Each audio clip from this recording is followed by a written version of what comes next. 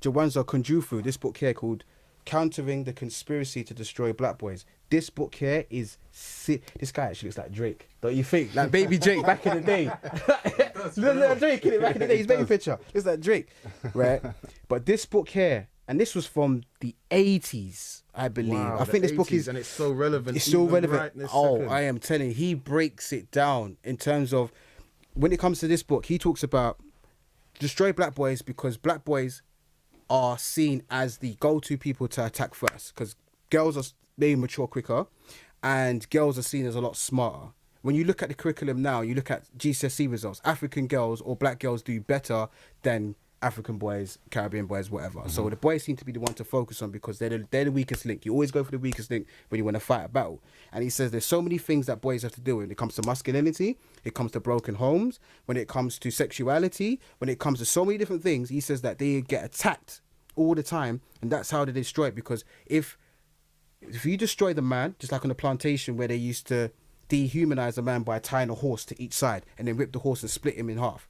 Or what they used to do is get a pregnant woman, stand her on a block, and then they used to get other pregnant women and children around. Then they used to cut her open and then have the baby drop out and then stamp on the baby's head, because the people that are watching, it's going to create trauma. It's going to create that little bit of a hormone in them that's going to be infused into the baby, which then the baby's going to be born in fear before anything else.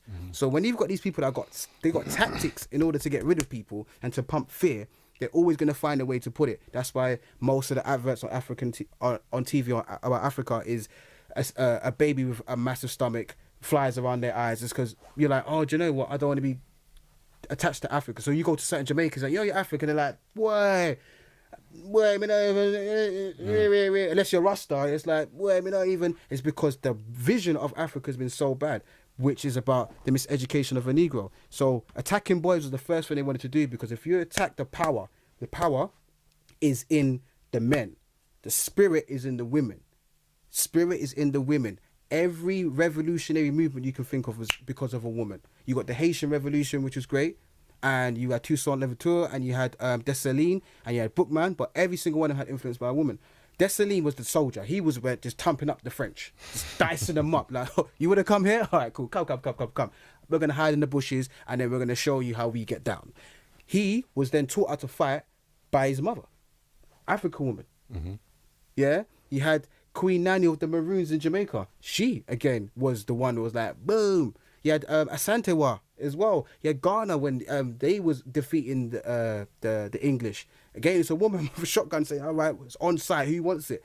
She was one that's leading the team. Like every revolutionary, when you got Martin Luther King and you've got him saying, I have a dream, when he's got that speech and he's in the Capitol, you hear a woman, there's audio you can hear where they try to mute it out, but the original, you can hear a woman in the background because he's talking, he's waffling. He's just saying what he wants to say. There's a woman in the background saying, talk about the dream, Martin. Talk about the dream.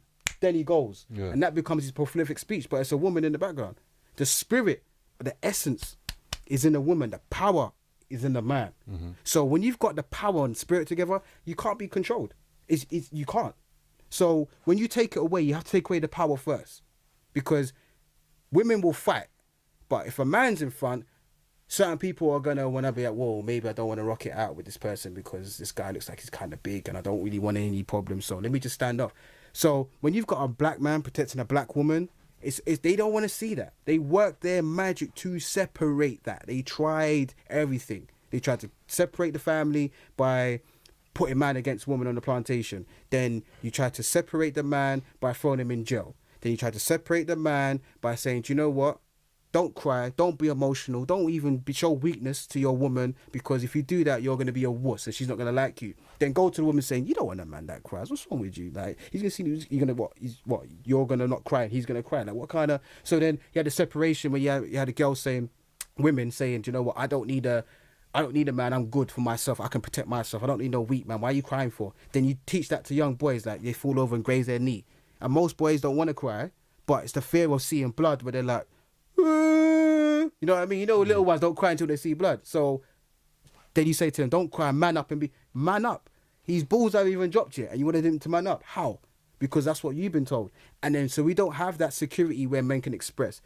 And then men can say, do you know what, I'm going to talk to you like a man to a woman, woman to a man, and say, do you know what, I've got some issues I want to deal with, you know, but I don't know how to deal with it. Let me get some of your light. Let me get some of your wisdom. So men internalize it.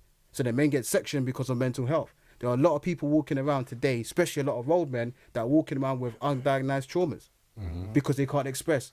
Do you see what I'm saying? Whether it's, I've been on the road and I've seen some like even if you had to lick down someone, that's traumatic. If you had to juke someone, you've actually had to feel the blade go into someone's skin. Say you killed them.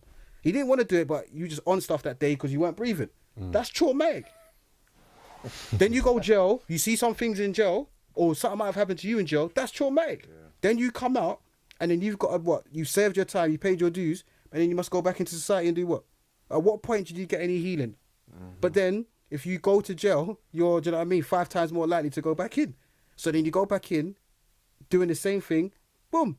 Or let's say you do something, you don't go jail, and you're just navigating around, and just like you can't express yourself. That's traumatic. Seeing some stuff like seeing someone getting shot, your brethren getting shot, and he's there dying out. That's traumatic. That's crazy. But we don't even want to. Some people, when they watch adverts of sick puppies, Google it. There are people that have actually called and said, "Can you take the advert down because it's traumatic?" Just seeing a puppy, they're not RSPCA. It's traumatic.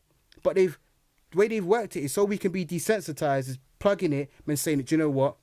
Black people are 2/5 of a human being." That's what James Madison said. He was the 4th president of the United States. For him to justify having slaves, he had to say we're 2/5 of a human being. Meaning, if you go outside and you step on an ant, you're not going to feel bad because it's an ant. It's small. It's nothing. It's not a real person. So who cares? Or if it's a slug, you're like, ugh. But whatever. That's about it. So for him to justify slavery during the 1700s, he had to say black men and black women were 2/5 of a man. So now we still got that same mentality. Like if we was on stage and we had was an audience and I was doing like a presentation and I showed a puppy being crushed to death, most people would cry and be like, "Oh my God, oh my days." And especially if you're not black, you're definitely going to be like, "Oh, what can we do? Who's that horrible person that did that killed that puppy?" And they will start to raise money like out of nowhere. There'll be a GoFundMe page, like there'll be like 50, 100K, like boom, instantly. What can we do? If I show the slide and say this person he was on his way home from school, got stabbed, 15 years old, Baptista, Stratford. People be like, "Man, knife crime's crazy." So anyway, alright, what we getting for lunch, you know, man's hungry, you know, what you saying? No one do anything. The fact that we're in a situation now in society where a life of a young person is not taken as serious as the life of an animal, forget it. Forget it. The amount of money that gets raised for animals in comparison to the only time money gets raised for people is when it's time for burials. It's like, "Oh, can you help me? I can't afford to bury my son or bury my nephew or niece or daughter or whatever. Could you?" And then they might raise that 5K and then they can get the funeral done and whatnot. Other than that, there's no action because there is no need. Nothing's priority anymore. We are desensitized.